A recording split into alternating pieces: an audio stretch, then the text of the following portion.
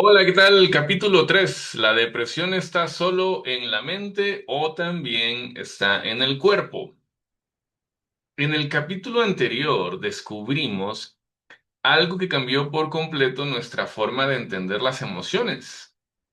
Porque antes y durante muchos siglos se creyó que la emoción era algo que estaba solamente en el cerebro. Pero la evidencia científica nos muestra una historia muy distinta. Descubrimos que las emociones emergen entre una conversación continua entre el cerebro y el cuerpo.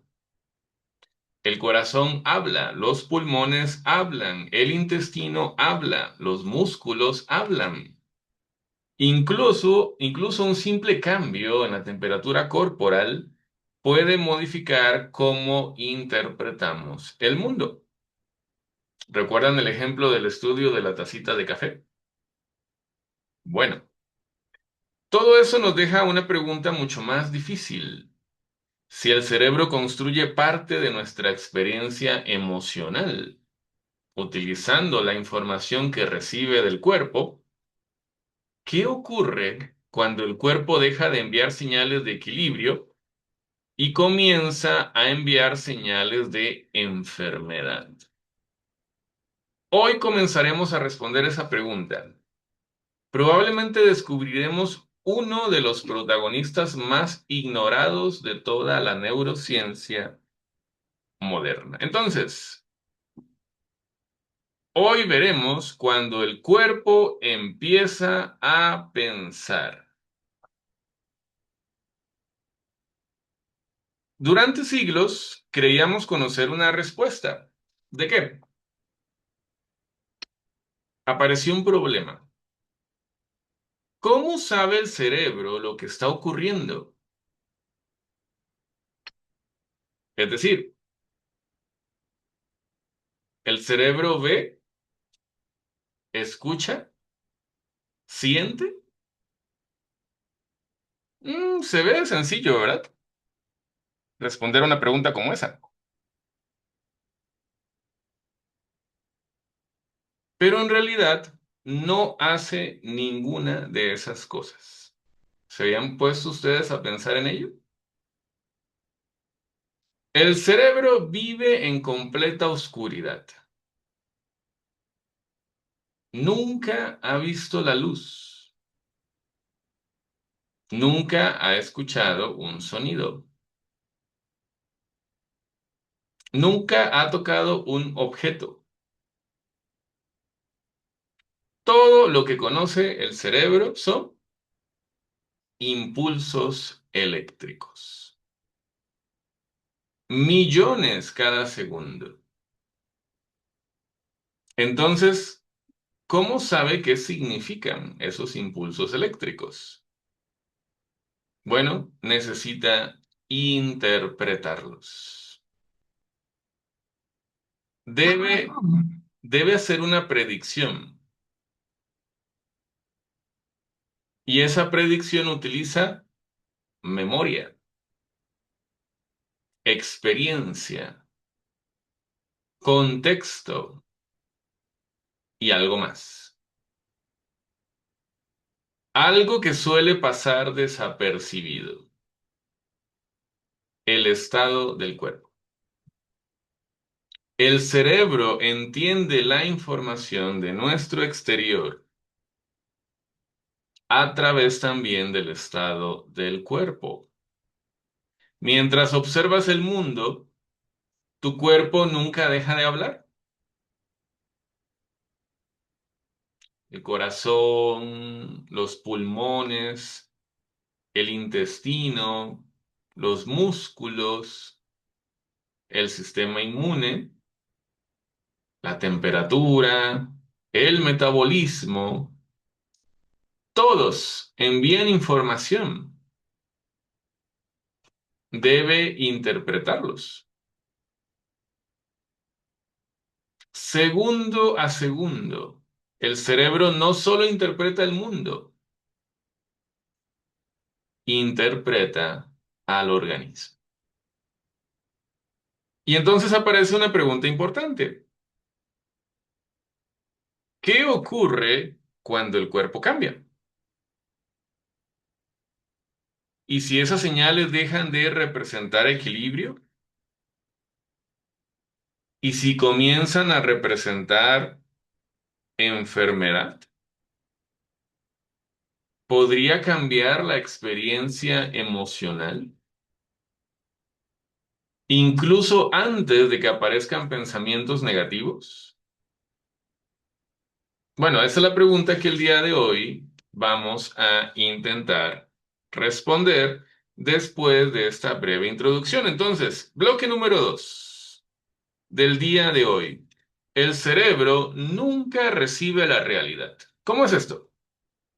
Bueno, imagina que todas tus ventanas se cierran. Ya no puedes ver, ya no puedes escuchar, solo recibes mensajes miles de millones cada día. Ese es exactamente el trabajo del cerebro. Él observa la realidad, reconstruye la realidad a través de señales. Ustedes reciben 10 mensajes diferentes en un mismo instante, por ejemplo. Algunos provienen de los ojos, otros de los oídos, otros del corazón. ¿Cómo sabe el cerebro cuáles son importantes? Y la respuesta es que el cerebro no lo sabe con certeza. Tiene que hacer una predicción, porque imagínate en este ejemplo donde ya no puedes escuchar. El cerebro nunca observa la realidad. ¿Nota qué importante esto? La reconstruye. Este ejemplo me encanta. Como un detective que nunca estuvo en la escena del crimen, tiene que imaginar qué ocurrió, cómo pasaron las cosas. Entonces, analiza evidencias. Algunas de esas evidencias vienen del mundo exterior. Luz, sonido, olor, tacto. Otras muchas provienen del interior. La presión arterial, la glucosa, el oxígeno, la temperatura, la actividad inmunológica, las hormonas. Todo llega mezclado. El cerebro no recibe etiquetas. Nadie le dice, esto viene del corazón, o del intestino, o del sistema inmune. Solo recibe patrones. ¿Se dan cuenta de la maravillosa capacidad del cerebro de procesar tanta información por segundo? ¿Se dan cuenta de la maravillosa capacidad del cerebro de percibir tanto lo del exterior como lo que está ocurriendo adentro? ¿Cuánta información procesa esta máquina maravillosa? Y además de todo eso, debe responder antes de estar completamente seguro. ¿Cómo es esto? ¿El cerebro responde antes de estar seguro? Sí. Es decir, para el cerebro esperar podría ser demasiado tarde. Porque el cerebro fue diseñado para sobrevivir. El cerebro fue diseñado no para siempre tener la razón. Por eso, ojo, qué interesante está este punto. El cerebro prefiere equivocarse antes que morir. Dice, bueno, si tengo que decidirme rápido, me decido rápido. Me equivoco, no importa. Prefiero eso a quedarme quieto y a exponerme a un peligro. Así funciona el cerebro. Esa estrategia ha salvado millones de vidas. Pero también, como ustedes ya han visto en el trabajo que he venido produciendo, puede producir errores. A veces el cuerpo cambia primero. y solo después cambia la experiencia mental. Entonces aparece una pregunta. ¿Qué tipo de señales corporales pueden cambiar la manera en que el cerebro interpreta la realidad? Y entonces aquí entramos a un tercer bloque, que es cuando el cuerpo envía una alarma. Imagina que te haces un pequeño corte, tal vez en la piel. Tu cerebro no necesita verlo, ¿verdad? Pero ¿qué pasa? Ustedes han visto cuando sufrimos una herida, ¿verdad que usted no dice, voy a cicatrizarla, voy a mandar células para que cierren, voy a mandar inflamación? No, ¿verdad? Sin que usted haya dado las órdenes, el cuerpo ya comenzó a responder. En segundos, millones de células entran en acción sin pedir permiso. Existe un sistema de vigilancia permanente. Una patrulla, o algo que patrulla, perdón, cada tejido del organismo. Y ese sistema que anda ahí patrullando, ¿qué anda buscando? Busca bacterias, virus, hongos, lesiones, células dañadas. ¿Ya van reconociendo quién hace ese patrullaje? Ese sistema fue diseñado para protegernos. Su trabajo es mantenerte con vida. ¿Cuál sistema será? Cuando detecta un peligro, envía un mensaje químico, un mensaje biológico, un mensaje que el cerebro no puede ignorar, porque ignorarlo le podría costar la vida. ¿Y qué será? Bueno, que entonces ocurre algo fascinante. El cerebro empieza a cambiar prioridades. Y aquí ocurre uno de los mayores cambios de paradigma de la medicina moderna. ¿Por qué? Pues ya a lo mejor se están imaginando que este sistema que anda por ahí patrullando son las defensas, el sistema inmunológico. Durante muchos años pensábamos que el sistema inmune solo servía para combatir infecciones, como si fuera un ejército esperando una invasión. Hoy sabemos mucho más que eso, que también conversa constantemente con el cerebro y para hacerlo utiliza ese lenguaje químico del que veníamos platicando. ¿Y qué ocurre? Que cuando cambian las prioridades, aparece menos movimiento en el cuerpo, menos interés social, más descanso, más ahorro de energía. Vamos a pedirle ahí a Luisa que no me raye la pantalla. Bueno, ocurre más protección, ocurre todo un cambio en el cuerpo.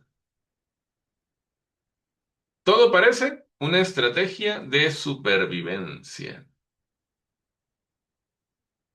Y los científicos le dieron un nombre, conducta de enfermedad. Así le llamaron. Pero noten qué interesante. En este documental tú aprenderás que no es una enfermedad. Todo eso que nosotros vimos, menos movimiento, menos interés social. Andar así, como dirían en mi tierra, más desganado, sin ánimo, no es una enfermedad. Es una respuesta adaptativa. Una respuesta que normalmente nos ayuda a recuperarnos. Entonces, aquí es donde vamos a aprender cuando el cerebro cambia sus prioridades. Piensa la última vez que tuviste una gripe. ¿Qué ocurrió? ¿Cómo te sentías?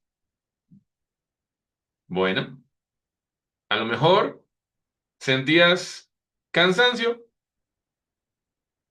falta de energía, menos ganas de hablar, menos interés por salir, dificultad para concentrarte, ¿cierto? ¿Están de acuerdo conmigo? Ok. Más sueño o a veces menos.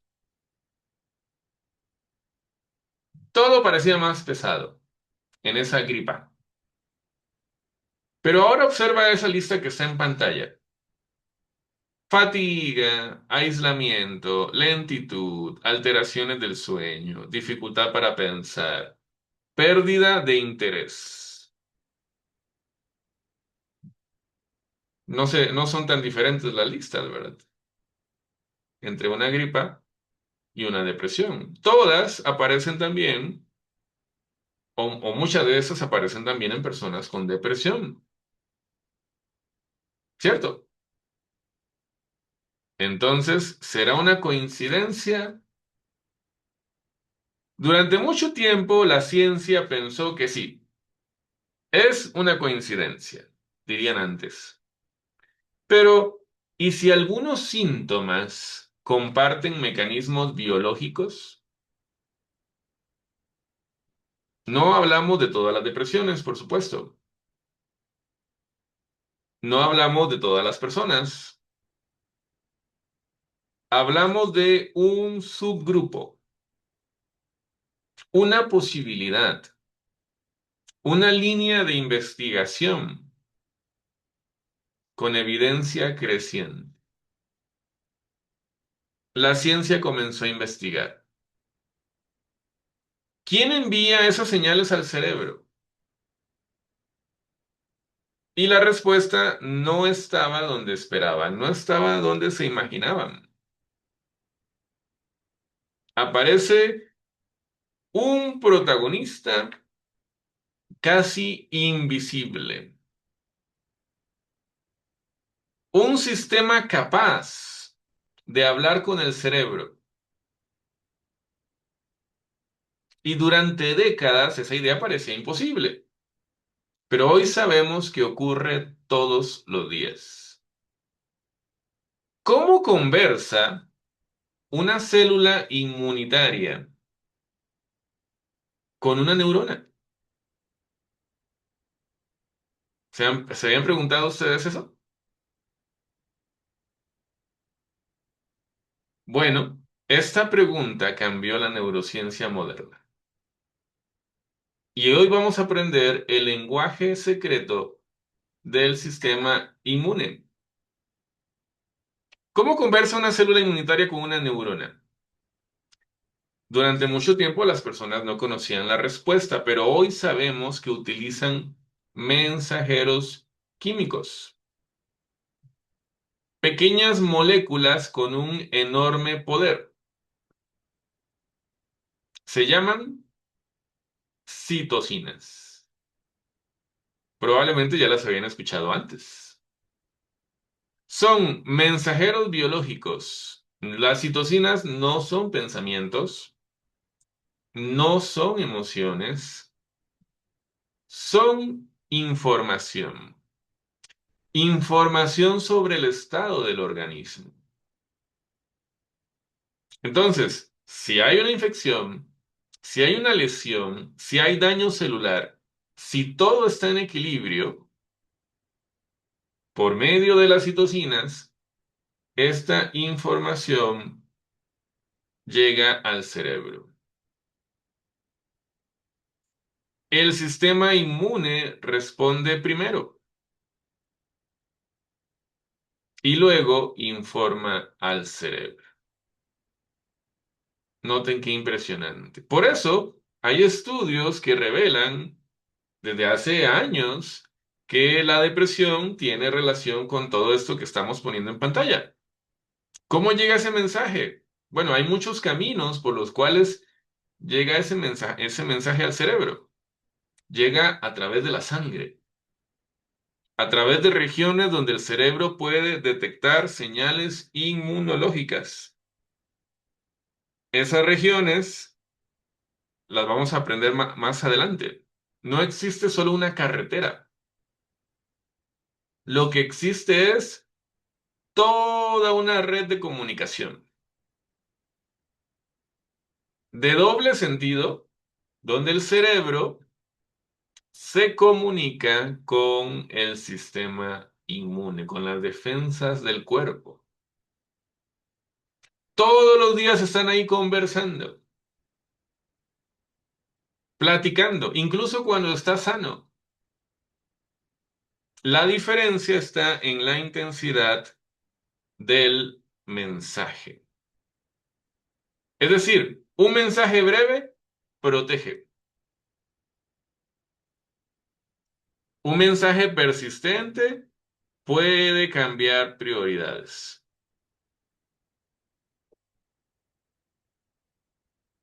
Entonces, la ciencia comenzó a hacer una nueva pregunta. ¿Cuál será? ¿Qué ocurre cuando estas señales nunca se apagan?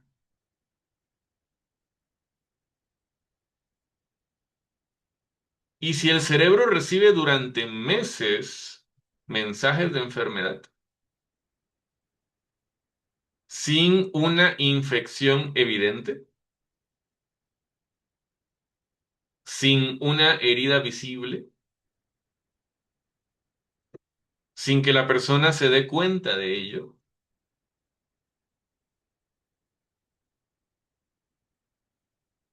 Entonces, sin que aparezca muchos detalles que la persona se dé cuenta, aparece ahí una palabra importante, que es inflamación. ¿Cómo es esto? Me van a decir ustedes. Eitel, estás diciendo que la neurociencia demuestra que la depresión tiene relación con esta palabra que está en pantalla, inflamación, que no es nada más algo de pensamiento, que no es nada más algo de tristeza, sino que también, siendo el sistema inmunológico el que provoca la inflamación, tiene una enorme relación con el sistema inmunológico. Entonces, si es inflamación, ¿pueden afectar los alimentos que la persona está comiendo? ¿Pueden afectar los órganos? Bueno, no es cualquier inflamación de la que estamos hablando.